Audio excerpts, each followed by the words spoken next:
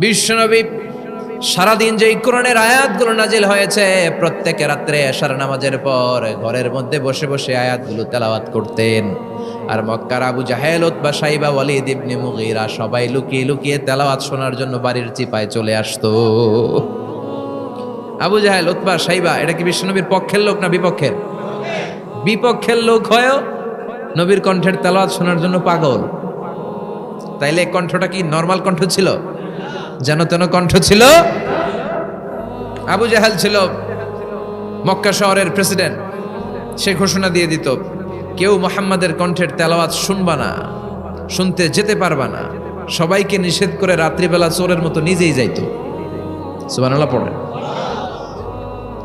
হজের মৌসুমে আবু জাহেল ঘোষণা দিয়ে দিল, খবরদার, মক্কায় ঢুকার যতগুলো গেট আছে সবগুলো গেটে তোরা দাঁড়ায় থাকবি। হাজিদেরকে বলবি মক্কায় নতুন একটা পাগল এসেছে, তার কথা যারা শুনে তারাও পাগল হয়ে যায়।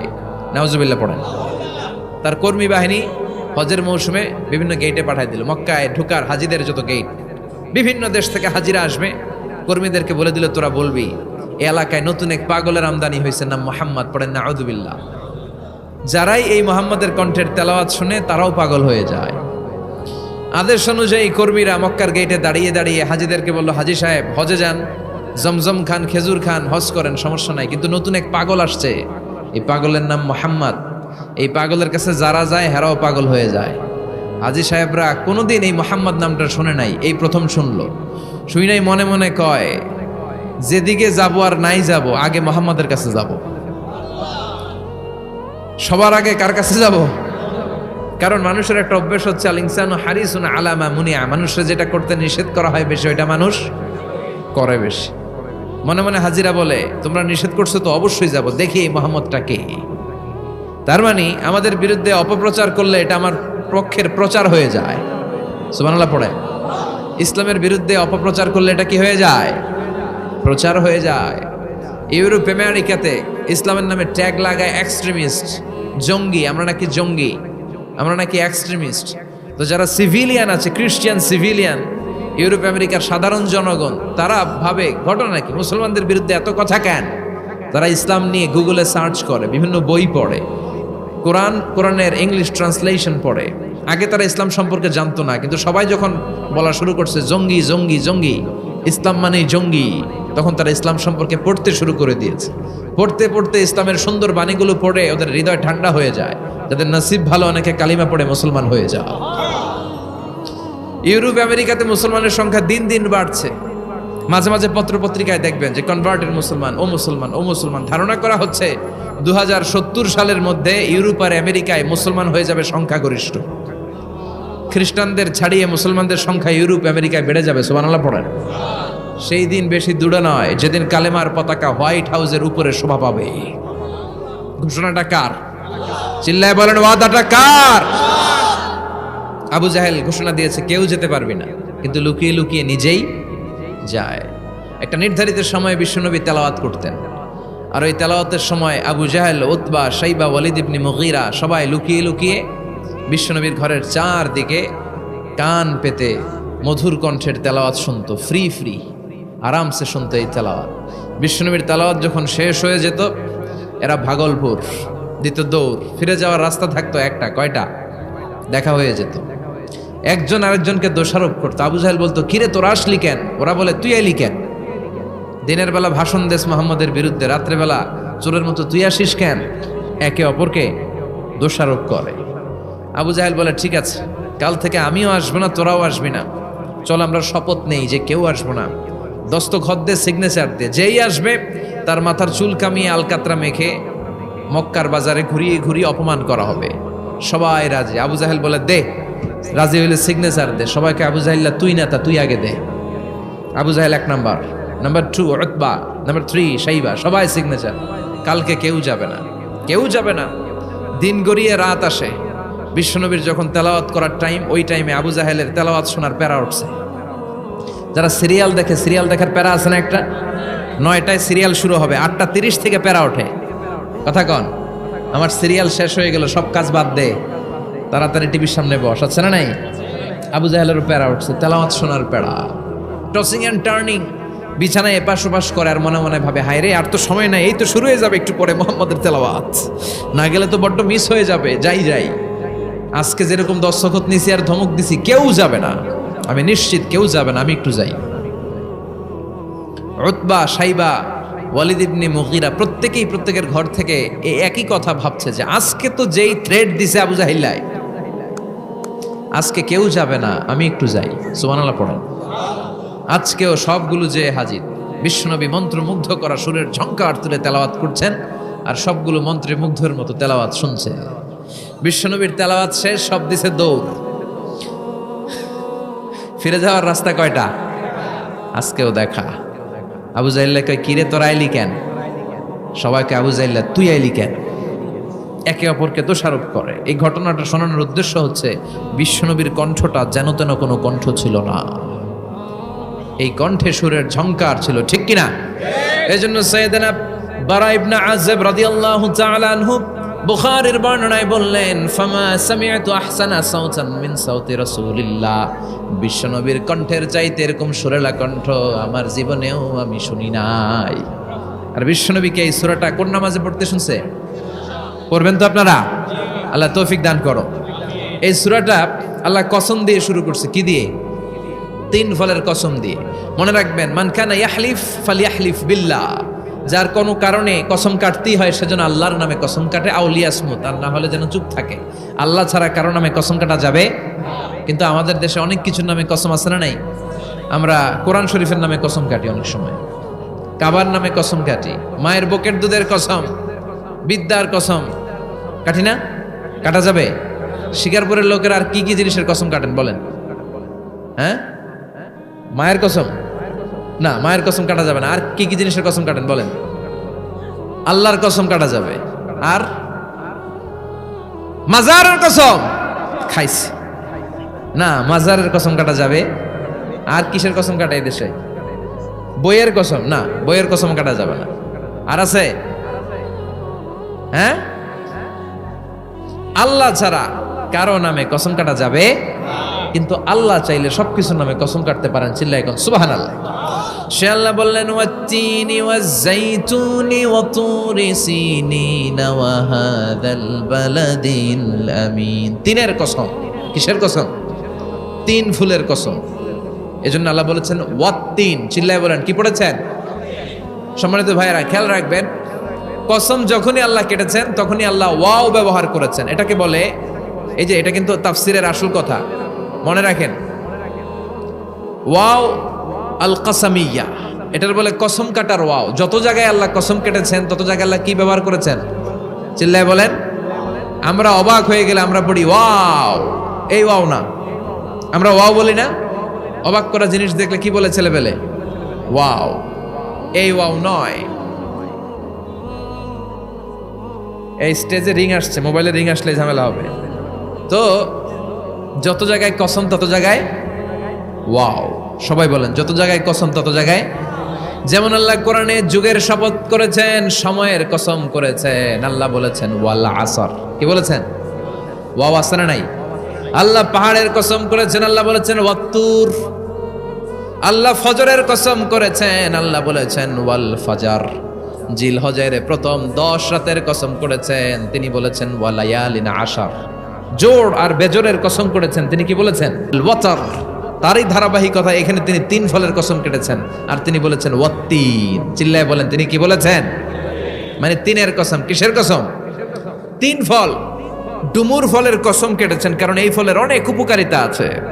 এটা আরব বিশ্বে আরবদের কাছে খুবই গুরুত্বপূর্ণ সুস্বাদু একটা ফল। কালো ডুমুর হয়, সাদা ডুমুর হয়। এই ডুমুর ফল খেলে ডায়াবেটিক্স রোগীদের অনেক উপকার হয়। ডায়াবেটিক্স আমাদের জাতীয় রোগ না? ডায়াবেটিক্স আছে কার কার? অনেকের আছে না? এই ডায়াবেটিক্স আল্লাহ ভালো করে দিবে। কি খাবেন? ডুমুর ফল খাবেন। অনেক নারীদের ইররেগুলার মেনস্ট্রুয়েশনাল পিরিয়ড হয়, অনিয়মিত অনিয়ন্ত্রিত মাসিক। এই ডুমুর ফলের সেদ্ধ করা পানি যদি খায় তাদের মাসিক নিয়মিত হয়ে যাবে।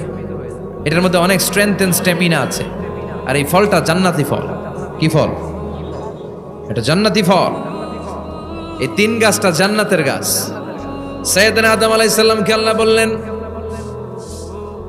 ওয়ালা তাকরাবা হাযিহিশ শাজারাতা ফাতাকুনা মিনাজ জালিমিন। ও আদম, তুমি আর হাওয়া মিলে জান্নাতে ঘুরো, জান্নাতে খাওয়া দাওয়া করো, যা মনে চায় করো, কিন্তু একটা নিষিদ্ধ গাছ আছে, ওই গাছের কাছে যাওয়া যাবে না। কার কথা? সব খাও, সব করো, কিন্তু নিষিদ্ধ গাছের কাছে যাওয়া যাবে না। আদম আলাইহিস সালাম শয়তানের ওয়াসওয়াসায় পড়ে ওই গাছের ফলই খেয়ে ফেললেন। ওয়ালাকাদ আহিদনা ইলা আদামা মিন ক্বাবলু ফানাসিয়া ওয়া লাম নাজিদ লাহু আজমা। আমি আদমকে স্পেশাল একটা অর্ডার করেছি, ওই অর্ডার আদম রক্ষা করতে পারে নাই। পারবে কেমন? আদম তো ভুলে গেছে। আদম আলাইহিস সালাম কি করছে? ভুলে গেছে। ভুল করে তিনি খেয়ে ফেললেন। শয়তানের ওয়াসওয়াসায় পড়ে শুধু আদমই খান নাই, হাওয়াও খেলেন আলাইহিমাস সালাম। খাওয়ার সাথে সাথে ওনাদের জান্নাতের পোশাকগুলো খুলতে আরম্ভ করলো, নেকেড হতে শুরু করলেন। আদম আর হাওয়া দুইজনে কি হতে শুরু করলেন? উলঙ্গ হতে শুরু করলেন। গায়ের মধ্যে আর জামা নাই। সম্মানিত ভাইয়েরা, এখানে শিক্ষণীয় যে বিষয়টা সেটা হচ্ছে শয়তানের কাজ, শয়তানের মিশন জান্নাতেও যেটা ছিল দুনিয়াতেও এইটা।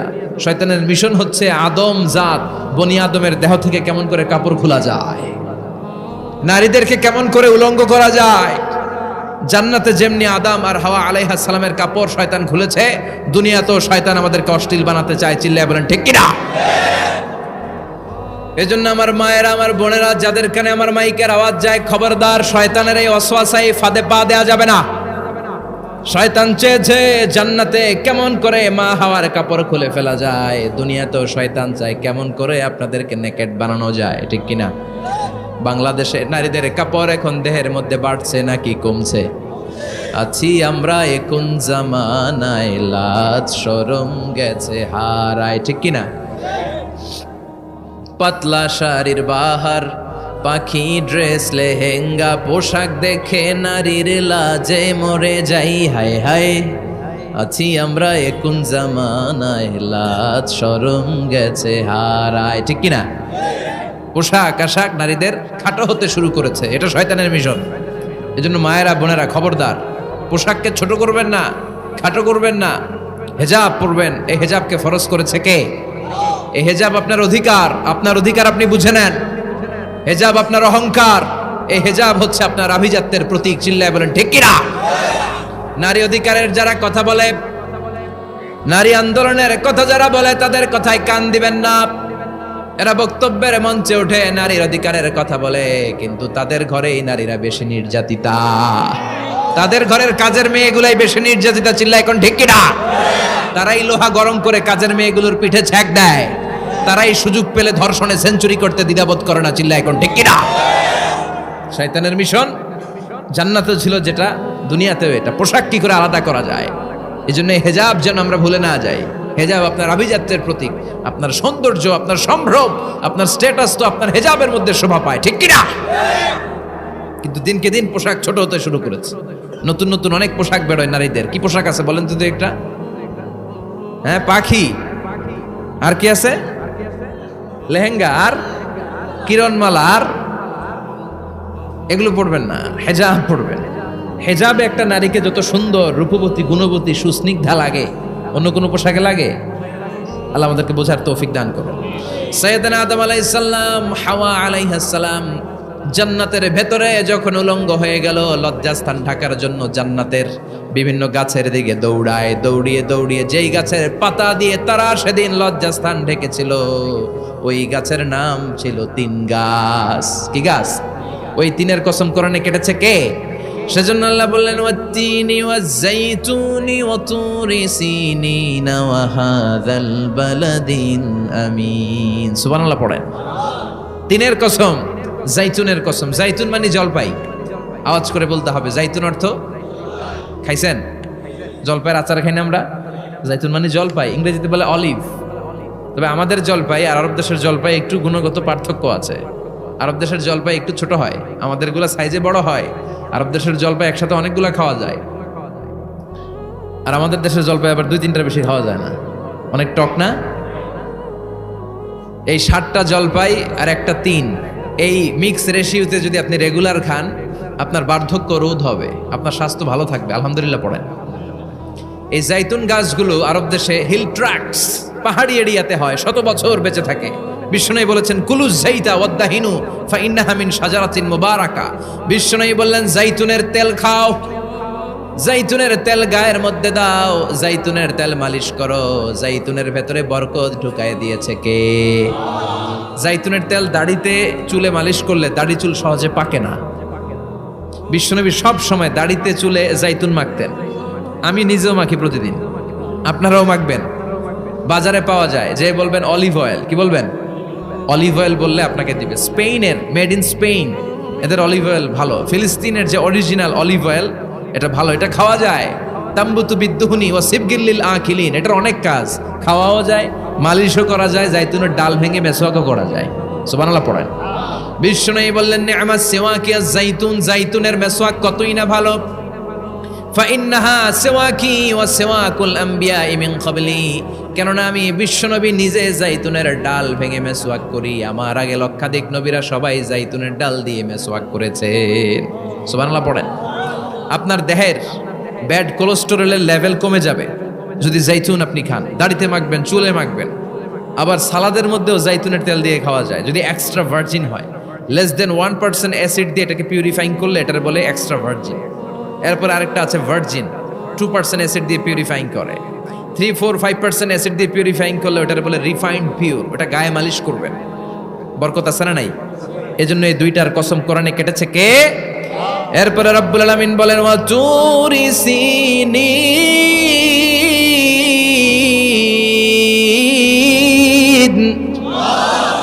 আমি তিন আর জাইতুনের কসম যেমনি কোরআনের মধ্যে করলাম, সাথে সাথে তুর পাহাড়ের কসম কাটলাম। সুবহানাল্লাহ পড়েন। সাউথ সাইনা, দক্ষিণ সিনাইয়ে এই তুর পাহাড়ের অবস্থান। মিশরে দুইটা জেলা আছে, উত্তর সিনাই, দক্ষিণ সিনাই। এই দক্ষিণ সিনাইতে 2285 মিটার উঁচু এই পাহাড়। সাইয়েদনা মুসা আলাইহিস সালাম এই পাহাড়ে উঠে কথা বলতেন কার সাথে? তাওরাতের মতো কিতাবকে আল্লাহ তাআলা কাঠের তক্তার মধ্যে লিখে এই পাহাড়ের উপর নাজিল করেছে। কাঠের তক্তা চিনেন? কাঠ দিয়ে মোটা মোটা তক্তা বানায় না? আল্লাহ নিজ হাতে তাওরাত লিখে এই কাঠের তক্তাগুলো সাইয়েদনা মুসা আলাইহিস সালামকে দিলেন, বললেন যাও, এটার মধ্যে হেদায়েত আছে, নূর আছে, বুরহান আছে, নিয়ে যাও, বনি ইসরায়েলের কাছে দাওয়াতের বাণী পৌঁছে দাও, তুমি বার্তাবাহ, যাও।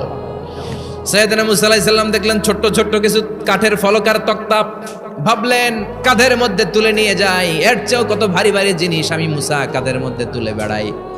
কিন্তু সাইয়েদনা মুসা আলাইহিস সালাম তক্তার মধ্যে হাত দিয়ে দেখে কাঁধে উঠাবে তো দূরের কথা, নাড়াতেই পারে না। সুবহানাল্লাহ পড়েন। কাঁধে উঠাবে তো দূরের কথা, কি করতে পারে না? নাড়াতেই পারে না। মুসা আলাইহিস সালাম ভাবলেন এদিক দিয়ে মনে হয় শক্ত, ওদিকে মনে হয় নরম, ওদিক দিয়ে ধরি, ওদিকে টান দেয়, ওদিকেও নড়ে না, মাঝখানে ধরে টান দেয়, নড়ে না। ঘটনা কি? এর চেয়ে কত বড় তক্তা কাঁধে লয়ে ঘুরি, আর এগুলো নড়ে না কেন? আল্লাহ জিব্রাইলরে বলেন না একটু হেল্প করতে? আল্লাহ বললেন যাও, তোমারে হেল্প করতে কইছে। মুসা আলাইহিস সালাম বললেন ভাই জিব্রাইল তুমি এদিক দিয়ে ধরো, আমি ওদিক দিয়ে ধরি। আমরা এরকম ধরে বলি না মারো টান হেইয়ো, এই দুজনে হেইয়ো হেইয়ো শুরু করছে, কিন্তু তক্তা নড়ে না। মুসা আলাইহিস সালাম বললেন চলো পজিশন চেঞ্জ করি, তুমি এদিকে আমি ওদিকে, মারো টান আরো জোরে, কিন্তু তক্তা নড়ে না। মুসা আলাইহিস সালাম বললেন আল্লাহ জিব্রাইলের যে সঙ্গী ফেরেশতা 11 বলো না একটু হেল্প করতে? আল্লাহ বলে যাও হেল্প করে আসো। এবার সবাই মিলে মারো টান আরো জোরে, গায়ে যত জোর আছে। মুসা আলাইহিস সালাম তক্তা ধরে টান দিলেন, টানের চোটে প্রত্যেকটা লোমকূপ দিয়ে ঘাম বেরোতে শুরু করেছে। এক একটা টানে কোমরের রক ছিঁড়ে যাওয়ার অবস্থা, কিন্তু তক্তা নড়ে। আল্লাহ ডেকে বললেন মুসা রক ছিঁড়ার দরকার নাই, আর ঘেমে অস্থির আর ঘরমাক্ত হওয়ার দরকার নাই। আসলে তক্তার এত ওজন না, কিন্তু তক্তার মধ্যে যেই বাণীগুলো আছে এই বাণীগুলো কার? এটা আমার বাণী রে মুসা, এগুলো আমার কথা, এগুলো আমার দেওয়া কিতাব, এগুলো সাধারণ দুনিয়ার বাণী নয়, সাধারণ কথা নয়। এই জিনিসটা বোঝাবার জন্য তক্তার ওজন আমি বাড়িয়ে দিয়েছি। এবার ফেরেশতার সাহায্যের দরকার নাই, নিজেই টান দাও, দেখবা উঠাতে পারবা। সাইয়েদনা মুসা আলাইহিস সালাম এখন দেখে টান দিয়ে কাঁধে নেওয়া যায়। সুবহানাল্লাহ পড়েন। এই যে তুর পাহাড় তিনি মুসা আলাইহিস সালামকে দিয়েছিলেন, যেই পাহাড়ের উপরে, পাহাড়টার নাম তাওরাত কিতাব যে তিনি দিয়েছিলেন, যেই পাহাড়ের উপরে, ওই পাহাড়টার নাম কি? তুর পাহাড়। বিশ্বনবী মেরাজে যখন গিয়েছিলেন সাইয়েদনা জিব্রাইল এই তুর পাহাড়ে বিশ্বনবীকে নামিয়ে বললেন অন্ধকার, ইয়া রাসূলুল্লাহ উদুল্লাহ, আল্লাহর কাছে দোয়া করেন।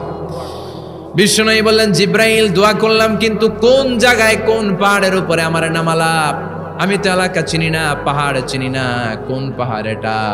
সাইয়েদনা জিব্রাইল বললেন, নবী হাদিহি জাবাল মুসা তুর সাইনা, এটা আপনার ভাই মুসার পাহাড়, তুর পাহাড়। সুবহানাল্লাহ। এটার চূড়ায় বিশ্বনবী দোয়া করেছেন। এবং ইয়াজুজ মাজুজের আক্রমণ থেকে বাঁচার জন্য ঈসা আলাইহিস সালাম কিয়ামতের আগে সব মুমিন বান্দাদেরকে নিয়ে তুর পাহাড়ের উপরে উঠবে। সুবহানাল্লাহ পড়ে। আমি নিজেই তুর পাহাড়ের উপরে উঠছি 2 বার জীবনে। আমি মিশরে ছিলাম তো, ওখানে আমি শিক্ষা সফরে 2 বার আমরা প্রায় তুরে সাইনাতে সফর করতাম। ঠান্ডা একটা এলাকা, মিশরে পুরো মিশরে গরম, ওদিকে ঠান্ডা। 3 ধর্মের লোকদের জন্য এটা একটা তীর্থস্থান, সবাই যায়। ইহুদিরা যায়, খ্রিস্টানরা যায়, আমরাও যেতাম। মাঝরাতে তুর পাহাড়ে উঠতে হয়, ফজরের সময় পৌঁছতে হয়, আবার 7টা-8টার দিকে ব্যাক করতে হয়। 10টা-11টার পরে সূর্যের তাপে পাথরের পাহাড় এত গরম হয়, ওখানে কোনো মানুষ দাঁড়িয়ে থাকতে পারে না। আমরা উঠতেছি কাঁধের মধ্যে ব্যাগ নিয়ে, খ্রিস্টানরা উঠতেছে, ইহুদিরাও উঠতেছে। ওটার উপরে খ্রিস্টানদের একটা চার্চ আছে, গির্জা। ইহুদিদের আছে একটা ছোট্ট সিনাগগ। ইহুদিরা যে জায়গায় নামাজ পড়ে ওটার কি বলে? সিনাগগ। খ্রিস্টানরা যেটাতে নামাজ পড়ে ওটার বলে চার্চ, গির্জার। আমরা যেটাতে নামাজ পড়ি মসজিদ। আমাদেরও একটা মসজিদ আছে ছোট। ফজরের সময় উঠলাম, উঠে তাকিয়ে দেখি সূর্য কিরণে পুরো তুর পাহাড়ের সিলসিলাতুল জিবাল, পাহাড়ি রেঞ্জ ঝিকিমিকি আলোতে সূর্যের কিরণে চমৎকার এক আভা, রক্তিম আভা ধারণ করেছে। সবাই মিলে আল্লাহর কাছে দোয়া করলাম, এই তুর পাহাড়ের কসম কেটেছে কে? রব্বুল আলামিন বলেন, ওয়াত-তিনি ওয়াজ-যাইতুনি ওয়া তুরি সিনিনা ওয়া হাযাল বালাদিল আমিন। তিনের কসম, জাইতুনের কসম, তুর পাহাড়ের কসম, আর এই নিরাপদ শহরের কসম। এই নিরাপদ শহর দ্বারা উদ্দেশ্য হচ্ছে মাক্কাতুল মুকাররমা। নিরাপদ শহর দ্বারা কোন শহর উদ্দেশ্য? মক্কা। যে মক্কার আগের নাম ছিল বাক্কা। মক্কার আগের নাম সবাই বলেন বাক্কা। মক্কার নামে আল্লাহ কোরআনে একটা সূরা দিয়েছে, সূরার নাম সূরাতুল বালাদ। লা উকসিমু বিহাযাল বালাদ ওয়া আনতা হিল্লুম বিহাযাল বালাদ। সুবহানাল্লাহ পড়েন। আবার এই শহরের নাম দিলেন আল্লাহ উম্মুল কুরা, জনপদ সমূহের মা। এই শহরের মধ্যে যারা এই প্রবেশ করবে, নিরাপত্তা দিবে কে? আবার এই শহরের মাঝখানে আল্লাহ এমন একটা ঘর তৈরি করেছে, গোটা বিশ্বের সব মুসলমান ওই ঘরের দিকে মাথা নুইয়ে সিজদায় লুটিয়ে পড়ে। সুবহানাল্লাহ পড়েন। ইন্না আউওয়ালা বাইতি উদিআ লিন-নাস লাল্লাযী বিবাক্কাতা মুবারাক। এই কাবা ঘরকে কেন্দ্র করে প্রতিদিন 120টা রহমত নাজিল হয়। চিল্লায় বলেন তো কয়টা? 60 লিত-তাইফিন, 60টা রহমত যারা তাওয়াফ করে তাদের জন্য। 40 লিল মুসাল্লিন, 40টা রহমত যারা নামাজ পড়ে তাদের জন্য। 60 আর 40-এ কত? বাকি আছে কয়টা?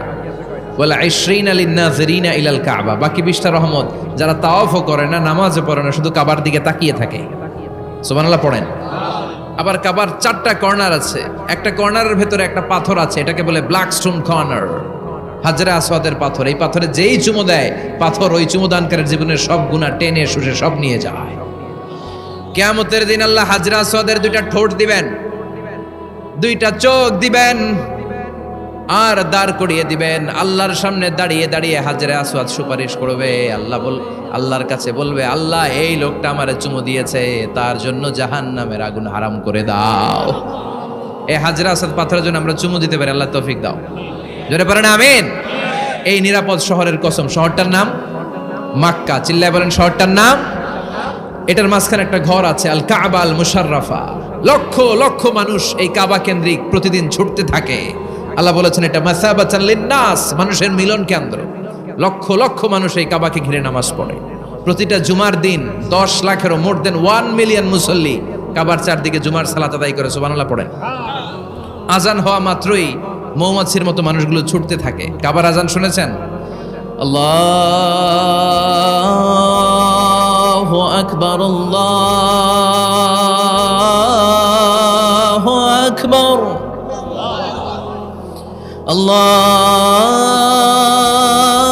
আল্লাহু আকবার,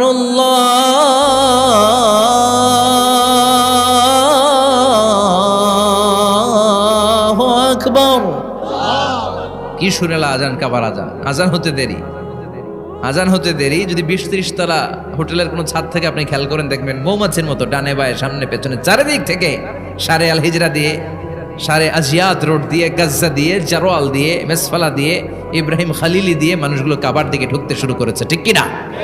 আবার বিশ্বনবী বলতেন, মক্কা তো হাব্বুল বিলাদ ইলাইয়া, মক্কা শহর আমার কাছে সব চাইতে প্রিয় শহর। লাউলা উখরিজিতু লামা খারাজতু, মক্কার কুরাইশরা, কাফেররা যদি এই শহর থেকে জোর করে আমারে বের করে না দিত, আমি কোনোদিন মক্কা ছেড়ে দূরে যেতাম না। সুবহানাল্লাহ পড়ে। বিশ্বনবীর জন্মস্থান এই শহর, যেখানে বিশ্বনবী জন্মেছেন ওইখানে আছে মাকতাবা, লাইব্রেরি। কি আছে? হজ ওমরা যারা করেছেন তারা দেখবেন ওখানে গেলেই ফ্রিতে বই দেয়। কি দেয়? বিশ্বনবীর জন্মস্থানে গেলে যেই ভাষার হন, বাঙালি গেলে বাংলায়, ইংরেজ গেলে ইংরেজিতে, পাকিস্তানিরা গেলে হিন্দিতে, সবাইকে ফ্রিতে বই দেয়া হয়। তার মানে বিশ্বনবীর জন্মস্থানে গেলেই বই পাওয়া যায়, ঠিক কিনা? বিশ্বনবীর জন্মস্থানের ঠিক পাশেই আবু জাহেলের জন্মস্থান। ওইখানে কি আছে জানেন? হ্যাঁ, হাম্মাম আবি জাহাল। বাঙালি হাজিদের বুক ভরা ঘৃণা তার জন্য। বাঙালি হাজিরা বলে, আবু জাহিল্লার টয়লেট কই, যাইয়া সব ভরাই দিয়ে আসুন। জেদ্দাতে নেমেই খুঁজতে আরম্ভ করে, আবু জাহিল্লার টয়লেট কই। সবাই বলে, এই না জেদ্দায় আসলেন, মক্কা তো 80 কিলো দূরে, আপনি যাবেন, ওমরা করবেন, বিশ্রাম নেবেন হোটেলে, এরপরে জিয়ারা যখন করায় তখন ওখানে নেয়। কিন্তু নাইম্মা কই আবু জাহিল্লার টয়লেট কই। কি ক্ষোভ তার প্রতি, না? কি ক্ষোভ আর ঘৃণা! আর বিশ্বনবীর জন্য অন্তর ভরা ভালোবাসা আছে না নাই? এজন্য ইসলাম হচ্ছে শান্তির ধর্ম। জঙ্গিপনা যারা করে, সন্ত্রাসবাদের কথা যারা সমাজে উস্কে দেয়, তাদের জন্য ইসলামে কোনো শান্তি নাই। আবু জাহেল ছিল সন্ত্রাসদের লিডার, ঠিক কি না? Leader of the all terrorist, কুখ্যাত ইন্টারন্যাশনাল সন্ত্রাসী আবু জাহেল। আর বিশ্বনবী ছিলেন মুজাহিদ। বিশ্বনবী কে ছিলেন? মুসা আলাইহিস সালাম ছিলেন মুজাহিদ। ফেরাউন ছিল কুখ্যাত সন্ত্রাসী আর জঙ্গি, ঠিক কিনা? সাইয়েদনা ইব্রাহিম ছিলেন মুজাহিদ আর নমরুদ ছিল জঙ্গি, ঠিক কিনা? যারা ইসলামের পক্ষে কথা বলে তারা মুজাহিদ, আর যারা ইসলামের বিপক্ষে তারা সন্ত্রাস আর জঙ্গি। চিল্লায় বলেন ঠিক কিনা? সে আল্লাহ ডেকে বললেন, গোলামুত্তিনি ওয়াজ-জাইতুনি ওয়া তুরি সিনিন ওয়া হাযাল বালাদিল আমিন। 3 ফলের কসম, জাইতুনের কসম, তুর পাহাড়ের কসম, বিশ্বনবীর জন্মস্থান মক্কাতুল মুকাররমার কসম। 4টা জিনিসের কসম কেটেছে কে? কয়টা জিনিসের? 4টা জিনিসের কসম কেটে আল্লাহ একটা কথা বলবেন। ওই কথাটার গুরুত্ব বেশি না কম? লাকাদ খালাকনাল ইনসানা ফি আহসানি তাকওয়িম। সবাই পড়েন, লাকাদ খালাকনাল ইনসানা ফি আহসানি তাকওয়িম। নিশ্চয় আমি মানুষের চেহারাটারে, আকৃতিটারে বড্ড চমৎকার আকৃতি দিয়ে তৈরি করেছি। সুবহানাল্লাহ। মানুষের মতো কোনো সুন্দর প্রাণী পৃথিবীতে নাই। আছে? গরু দেখবেন সবগুলোর চেহারা একরকম। কুকুরের অলমোস্ট সব কুকুরের কেন্দ্রীয় চেহারা এক, সব ছাগলের কেন্দ্রীয় চেহারা এক, কিন্তু একটা মানুষের সাথে আরেকটা মানুষের চেহারা মিলে? আমার সাথে হুজুরের চেহারার মিল আছে? হুজুরের সাথে ভাইয়ের সাথে আপনার। 700 কোটি মানুষ নাকি পৃথিবীতে এখন আছে। এই 700 কোটির সাথে একটার লগে আরেকটার মিলে? কত 700 কোটি ময়রা কবরে ভূত হয়ে রয়েছে, একটার সাথে আরেকটার মিল ছিল? আরো কত 700 কোটি যে কিয়ামতের আগে আসবে, একজনের সাথে আরেকজনের চেহারার কোনো মিল খাবে?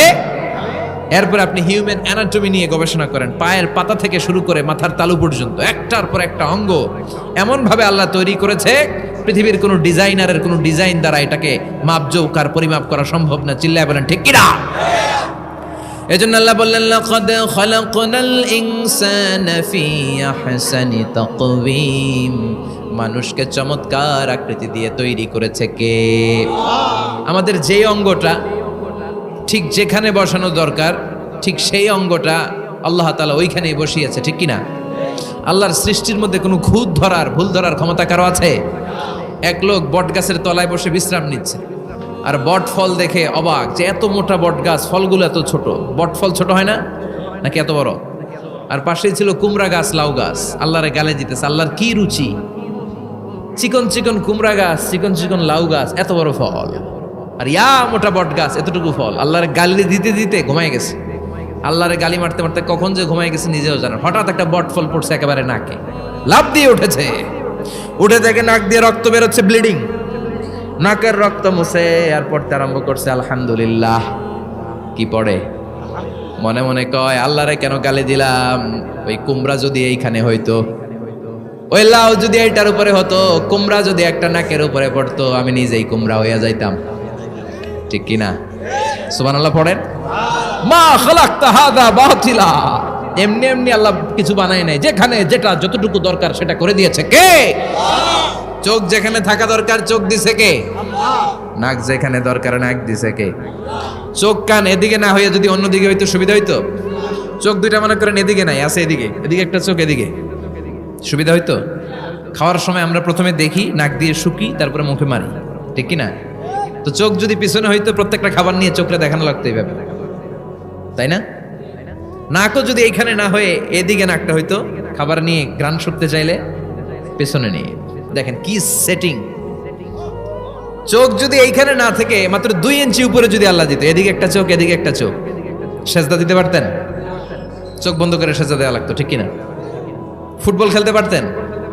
ফুটবলে হেড দিলেই ডিমের মতো পোজ হয়ে যেত চোখ দুইটা। সুবহানাল্লাহ পড়বেন না? দেখেন কানের কি সেটিং। কান যদি এইখানে না দিয়ে এই কানটা আল্লাহ এই বগলের নিচে দিত, আর এই কান যদি এই বগলের নিচে দিত, আজকে ওয়াজ শুনতেন কেমনে? এমনি হাত তোলেন সবাই। 1.5 ঘন্টা আজারি সাহেবের আলোচনা এমনি থাকেন, 1.5 ঘন্টা হাত দুইটা তুলে থাকা যায় তো? হাত নামাইলে ওয়াজ শোনা যায় না, হাত উঠাইলে শোনা যায়। সুবহানাল্লাহ পড়েন। যেখানে যেটা যেভাবে দরকার দিয়ে দিয়েছে কে? আবার এখানে এয়ার ক্যানেল দিলেন। অনেকে কয় এগুলো দিছে কেন? এই ক্যানেল কিন্তু দরকার। ক্যানেল না থাকলে আপনার কথা ঢুকবে না, আপনি বুঝবেন না। অনেকের এই কানের ডিফেক্ট আছে, ডিফর্মড বেবি, এই রোগ নিয়ে জন্মাইছে, কানে মেশিন লাগানো লাগে, এই ক্যানেলের সমস্যা। এটা কেটে দিলে আপনি কান কাটা রমজান, কান কেটে দিলে আপনি কান কাটা রমজান হয়ে যেতেন। এই ক্যানেল দিয়ে ঘুরে ঘুরে সাউন্ড ওয়েভ গুলো যায়, ফলে আমরা শুনতে পাই। এই ক্যানেল না থাকলে শুনতে পেতাম না। তার মানে মা খালাকতা হাযা বাতিলা, এমনি এমনি কিছু দেয় নাই। 206টা হাড্ডি দিয়ে আমাদের মানুষের দেহ, ছোট্ট হাড্ডিটা আল্লাহ দিয়ে দিছে এখানে। এটার ভিতরে একটা ড্রাম আছে, এটার বলে এয়ার ড্রাম। সাউন্ড ওয়েভ, শব্দ তরঙ্গ এয়ার ড্রামে নক করে, এরপরে outer air, middle air, inner air হয়ে ইলেকট্রিক্যাল সিগন্যালের মাধ্যমে যাই দেখে যায়, ব্রেনের সাথে কানেক্ট হতে হলে ইলেকট্রিক্যাল সিগন্যাল দিয়ে কানেক্ট হতে হয়। এই সাউন্ড ওয়েভ, শব্দ তরঙ্গগুলো ইলেকট্রিক্যাল সিগন্যাল দিয়ে ট্রান্সমিট হয়ে ব্রেইনের হেয়ারিং নার্ভ, শুনবার যে স্নায়ু, ওইখানে নক করে। নক করা মাত্র এই শব্দ তরঙ্গ আপনার শুনবার অনুভূতি জাগায়। এই সূক্ষ্মাতি সূক্ষ্ম কাজ কত ছোট্ট আর অল্প সময়ে করে দিচ্ছে কে? চোখ দিয়ে তাকানো মাত্রই দেখি কত রঙের রং দেখি। Human eyes can identify, can recognize more than 10 million colors. আমার কথা না, চক্ষু বিশেষজ্ঞদের কথা। মানুষের চক্ষু 10 মিলিয়নেরও বেশি রং, 1 মিলিয়নে 10 লাখ, 10 মিলিয়নে 1 কোটি, 1 কোটিরও বেশি ধরনের রং এই চোখ শনাক্ত করতে পারে। সাইজ মাত্র 2 মিলিমিটার। ছোট্ট এই চোখ দিয়ে এত কিছু দেখার সুযোগ দিয়েছে কে? এই দুটি চোখ দিয়েছি বলে দেখো যে কত অপরূপ নয়নাভিরাম, খেতে খামারের জোড়ায় জ্বালা বিধুরধু, তোমার দেয়া চোখের শুকুর জানাবো তার ভাষা কই, যতই দেখি ততই যেন পলক ছাড়া চেরই। সুবহানাল্লাহ পড়ে। যতই দেখি ততই যেন পলক ছাড়া চেরই। এভাবে আমাদের দেহের প্রতিটি অঙ্গ সেট আপ করেছে কে? আল্লাহু আকবার। এজন্য রব্বুল আলামিন বলেন, লাকাদ খালাকনাল ইনসানা ফি আহসানি তাকওয়িম, আমি মানুষকে সবচাইতে সুন্দর আকৃতিতে তৈরি করেছি। সুবহানাল্লাহ। আমরাই শুধু মাথা উঁচু করে দাঁড়াতে পারি, গরু এরকম মাথা উঁচু করে দাঁড়াতে পারে? গরুর মাথা নিচে, ছাগলের মাথা নিচে, সবার মাথা নিচে। মানুষই 2 পায়ে ভর করে শির দ্বারা, মানে স্পাইনাল কর্ডের উপর টান টান হয়ে মাথাটা উঁচু করে এইভাবে দাঁড়ায়। পৃথিবীতে একটাই সৃষ্টি, এজন্য আল্লাহ এই সৃষ্টির নাম দিয়েছে আশরাফুল, যে মাখলুকাতের কাছে নূরের ফেরেশতাও সেজদা দিতে বাধ্য হয়েছে, ঠিক কিনা? তুমি মাটির আদমকে প্রথম সৃষ্টি করিয়া ঘোষণা করিয়া দিলে শ্রেষ্ঠ বলিয়া, তাই তো নূরের ফেরেশতা করে আদমকে সেজদা, ঠিক কিনা? তাই তো নূরের ফেরেশতা করে আদমকে সেজদা, সবার চেয়ে সম্মান দিলে মাটির আদমকে। আল্লাহু আল্লাহু তুমি জাল্লে জালালুহু, শেষ করা তো যায় না গে তোমার গুণগান। আল্লাহু আল্লাহু, সুবহানাল্লাহ পড়েন। আশরাফুল মাখলুকাত বানালেন। এত বৈচিত্র্য মানুষকে আল্লাহ দিয়েছেন, বিবেক দিয়েছেন, আবেগ দিয়েছেন, বাক শক্তি, কথা বলার ক্ষমতা। কোন প্রাণীর আছে?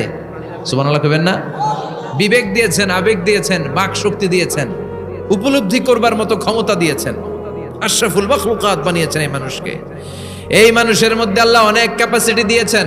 আবার আল্লাহ বললেন, ওয়ামিন আয়াতিহি খালকুস সামাওয়াতি ওয়াল আরদি ওয়াখতিলাফু আলসিনাতিকুম ওয়া আলওয়ানিকুম ইন্না ফী যালিকা লাআয়াতিন লিল আলিমিন। আমার সৃষ্টির মধ্যে অসাধারণ সৃষ্টি, আকাশ এবং জমিন সৃষ্টি, গায়ের রঙের ভিন্নতা, ভাষার ভিন্নতা। সুবহানাল্লাহ। আমরা কোন ভাষায় কথা বলি? কথা বলেন। আপনি কি মনে করছেন সারা ওয়ার্ল্ডে এই ভাষায় কথা বলে? ইন্ডিয়ানরা বলে হিন্দিতে, ইংরেজরা বলে ইংরেজিতে, আরাবিয়ানরা বলে আরবিতে, ঠিক কিনা? আমার দেশের বাইরের প্রথম সফর ছিল 2008-এ। সেই থেকে এক যুগ চলছে এখন সফর। ওই সফর যে কত দরকার ছিল, ওই সফরের আগে এই গ্লোবাল ইসলামকে দেখার সুযোগ আমার হয়নি। মানুষের যে কত ভিন্নতা, কত ভাষায় যে মানুষ কথা বলে। 2008 সালে আমি যখন আমার ইউনিভার্সিটিতে গেলাম, মাগরিবের সালাতের সময় পৌঁছেছি। আজান হওয়ার সাথে সাথে দেখলাম students of more than 100 nationalities, they are coming out from their hostel to offer মাগরিব প্রেয়ার। মাগরিবের আজান দেখলাম, হোস্টেল থেকে বিভিন্ন রঙের ছেলেপেলেরা মাগরিবের সালাত পড়ার জন্য বেরোচ্ছে। এক একটার কালার এক এক রকম, এক একটার ভাষা এক এক রকম। আমরা বাংলায় বললে আরাবিয়ানরা বুঝে না, আরাবিয়ানরা আরবিতে বললে ইন্ডিয়ানরা বুঝে না, ইন্ডিয়ানরা হিন্দিতে বললে ইংরেজরা বুঝে না, চাইনিজরা মান্ডারিনে বললে কেউ বুঝে না। চিয়াং ফিয়াং জিয়াং, এগুলো হচ্ছে চাইনিজ ভাষা। ইয়াং শিয়াং দিয়ে যখন কথা বলে কেউ বুঝে না। প্রথম মাগরিবের সালাত পড়ে আমি প্রথম নিগ্রু মানুষ আবিষ্কার করলাম। এর আগে কোনোদিন কালো মানুষ দেখি নাই। সালাম ফিরে ডানে দেখি এক নিগ্রু, বায়ে দেখি আরেক নিগ্রু, সিকিরামান কাতিবিন। এই নিগ্রু দেখে আমি দিছি দৌড়। সবাই কই দৌড়ান কেন? আমি বললাম এরা কারা? আমারে বলা হলো এরা আপনার বন্ধু। এরা কি? এই কালো লোক নাকি আমার বন্ধু। বললো 5 বছর এই নিগ্রুদের সাথে আপনার থাকতে হবে। 100টারও বেশি দেশের ছাত্র আমরা একসাথে থেকেছি। কারো ভাষা কেউ বুঝে না, কারো গায়ের রঙের সাথে কারো গায়ের রঙের মিল নাই। চিল্লায় বলেন সুবহানাল্লাহ। এজন্য রব্বুল আলামিন বললেন, লাকাদ খালাকনাল ইনসানা ফি আহসানি তাকওয়িম। আমি মানুষকে চমৎকার আকৃতিতে তৈরি করেছি। সুম্মা রাদাদনাহু আসফালা সাফিলিন। তারপর মানুষকে আমি আবার নিম্নমুখী করেছি। মানুষের সৌন্দর্যটা সব সময় থাকে না। এই যে যুবক অবস্থায় আমাদের কি সুন্দর চামড়া, কি সুন্দর দেহ, বয়স যখন 70-80 হবে এরকম থাকবে? কথা বলেন না। এই কালো দাড়িগুলো সাদা হয়ে যাবে, বয়সের ভারে মিজানুর রহমান আজহারি নুজ্জ হয়ে যাবে, লাঠি লাগবে। তখন স্টেজে উঠবে, হায়াতে বাসায় থাকলে লাঠি নিয়ে উঠতে হবে। কথা কন। আমার নানা বাইরে দেখতাম গাড়িতে একটা লাঠি রাখতো, মরহুম পীর সাহেব গোলাম সাদেক সাঈদী। গাড়িতে সবসময় লাঠি, এই লাঠি নিয়ে গাড়ি থেকে বেরোতো, লাঠি দিয়ে সিঁড়ি বেয়ে উঠতো। মাঝে মাঝে আমরা ধরেও উঠাতাম। তো উনি কি এরকম ছিল না? একদিন ইয়াং তাগড়া যুবক, রং ধরা যৌবন, জং ধরে শেষ থাকে না। আসফালা সাফিলিন এর 2টা তাফসীর। একটা হচ্ছে ইলা আরজালিল উমর, সব সময় মানুষ যুবক থাকে না, একটা সময় তারে বৃদ্ধ বানিয়ে দেয় কে? আবার আল্লাহ বুঝালেন, মানুষ ভালো হলে অনেক ভালো হয়, খারাপ হলে অনেক খারাপ। মানুষ ভালো হলে ফেরেশতার চেয়ে ভালো, মানুষ খারাপ হলে পশুর চেয়েও খারাপ। কথা বলেন ঠিক কিনা? এক পশু আরেক পশুরে মারে না, এক পশু আরেক পশুরে হত্যা করে না, কিন্তু মানুষ মানুষের মারে কি মারে না? A lion never kills a lion, a dog never kills a dog, an elephant never kills an elephant.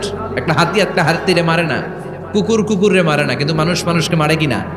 এজন্য আল্লাহ বললেন, লাকাদ খালাকনাল ইনসানা ফি আহসানি তাকওয়িম সুম্মা রাদাদনাহু আসফালা সাফিলিন ইল্লাল্লাযীনা আমানু ওয়া আমিলুস সালিহাতি ফালাহুম আজরুন গায়রু মামনুন। 2 শ্রেণীর মানুষের এই বিপদ নাই, যারা ঈমান এনেছে, সৎ কর্ম করেছে।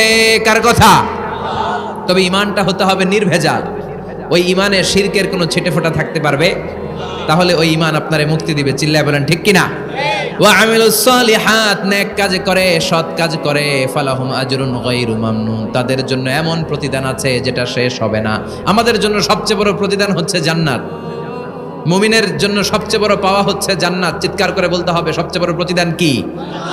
মালিক তুমি জান্নাতে, তোমার পাশে আমায় একটি ঘর বানিয়ে দিও, একটি ঘর বানিয়ে দিও সে বিভীষিকাময় মহাদিনে, তোমার প্রতিবেশী করে নিও। মালিক তুমি জান্নাতে, তোমার পাশে আমায় একটি ঘর বানিয়ে দিও। পড়েন আমিন, চিল্লায় পড়েন আমিন। তার মানে যারা ঈমান আনবে, নেক কাজ করবে, তাদের হারাবার কিছু নাই। চিল্লায় কোন ঠিক কিনা? আমাদের হারানোর কিছু আছে? আমরা মল্লের শহীদ বাঁচলে, মল্লের শহীদ বাঁচলে, এজন্য ঈমানটা হতে হবে পাকা ঈমান। ঈমানদার কখনো পথ হারায় না। ঈমানদার ভরসা রাখে কার উপর? আপনি যদি ঈমানের পক্ষে থাকেন, কোরআনের পক্ষে থাকেন, ইসলামের পক্ষে থাকেন, আপনার উপর আযাব আসবে, গজব আসবে, বিপদ আসবে, নবীদের উপর যেমনি এসেছে, ঠিক কি না? ঝুঁকি যদি আসে, ভয় যদি আসে, আপনার উপর আযাব যদি আসে, শাস্তি যদি আসে, অত্যাচার আসে, মুমিন কখনো ভয় পায়? কথা বলেন। মুমিন কখনো পথ হারায় না, মুমিন কখনো আশা ছাড়ে না। চিল্লায় বলেন ঠিক কি না? কারণ মুমিন খুব ভালো করে জানে, রাত্রি যত গভীর হয়, সুবহে সাদিকের সময় কাছে আসতে থাকে। কথা বলেন। গর্ভবতী মায়ের পেটের ব্যথা যত বাড়তে থাকে, নতুন মেহমান আসার সময় কাছে আসতে থাকে। তেমনি ইসলামের পক্ষে যারা কথা বলে, ইসলামের পক্ষে যারা লড়াই করে, হকের ব্যাপারে যারা বাতিলের বিরুদ্ধে আপোষহীন, তাদের উপর যত অত্যাচার আসবে, ইসলামের বিজয়ের সময় কাছে ঘনাতে থাকবে। চিল্লায় বলেন ঠিক কিনা? ইসলাম জিন্দা হোতা হয় হার কারবালা কি বাত। প্রতিটা কারবালার রক্তক্ষয়ী সংগ্রামের পরে ইসলামের বিজয় আসে। ইসলামের বিজয় মিষ্টি কথায় আসে না। ইসলামের কথা, ইসলামের বিজয়টা এমনি এমনি আসে না। ইসলাম জিন্দা হোতা হয় হার কারবালা কি বাত। প্রতিটা কারবালার রক্তক্ষয়ী সংগ্রাম দিয়ে ইসলামের পতাকা উড়ে। চিল্লায় বলেন ঠিক কিনা? সে আল্লাহ বললেন, ইল্লাল্লাযীনা আমানু ওয়া আমিলুস সালিহাতি ফালাহুম আজরুন গায়রু মামনুন ফামা ইউকাযযিবুকা বা'দু বিদ্দীন আলাইসাল্লাহু বিআহকামিল হাকিমিন। ও নবী, এরপরেও কোন জিনিস তাদেরকে ইসলাম থেকে দূরে রাখে? তাদেরকে জিজ্ঞেস করেন, আমি কি শ্রেষ্ঠতম বিচারক নই? সব বিচারকের শ্রেষ্ঠ বিচারক কে? কার বিচারে কোনোদিন জুলুম হয় না? চিল্লায় বলেন। আল্লাহর বিচারে কেউ কোনোদিন ঠকবে? তিনি সবচেয়ে শ্রেষ্ঠতম বিচারক। বিশ্বনবী বললেন, সূরাতুত তিন তেলাওয়াত করতে করতে কেউ যখন এই অষ্টম আয়াতে চলে আসে, সেজন্য বলে বালা ওয়া আনা আলা যালিকা মিনাশ শাহিদিন। আল্লাহ, আমি সাক্ষ্য দিচ্ছি আপনি শ্রেষ্ঠ বিচারক। আপনার চাইতে শ্রেষ্ঠ বিচারক হতে পারে না। দুনিয়াতে যে বিচারগুলো পান নাই, আপনি কি মনে করছেন আখিরাতে এই বিচার হবে না? কথা বলেন। আপনার উপর জুলুম করা হয়েছে, আপনাকে নির্যাতন করা হয়েছে, এগুলোর বিচার করবে কে? আপনার জমি মেরে খেয়ে দিয়েছে, আপনার সম্মান নষ্ট করেছে, বিচার করবে কে? যত অন্যায় বিচার পৃথিবীতে হয়েছে, এগুলোর নতুন করে বিচার হবে। সেই বিচারকের, সবচেয়ে বড় বিচারকের ভূমিকা পালন করবে আমাদের আল্লাহ। আহকামুল হাকিমিন। Allah put a question to the audience, to the মুমিনিন। মুমিনদের কাছে আল্লাহ একটা প্রশ্ন রেখে এই সূরাটা শেষ করেছেন। আলাইসাল্লাহু বি আহকামিল হাকিমিন। আমি কি শ্রেষ্ঠতম বিচারক নই? এজন্য আমাদের ভরসা সবসময় একজনের উপর, তিনি কে? আল্লাহ। আর মুমিন কখনো আশা হারায় না। মুমিন তাওয়াক্কুল করে কার উপর? ভরসা রাখে কার উপর? বিপদে আপদে, সকালে বিকালে, সর্বাবস্থায় ফরিয়াদ করে একজনের কাছে, তিনি কে? আল্লাহ আমাদের সবাইকে কথাগুলো বুঝার, আমল করার তৌফিক দান করুক। আমরা পড়ি আমিন। আর জোরে পড়েন আমিন। সুবহানাকাল্লাহুম্মা ওয়া বিহামদিকা আশহাদু আল্লা ইলাহা ইল্লা আনতা আস্তাগফিরুকা ওয়া আতুবু ইলাইক।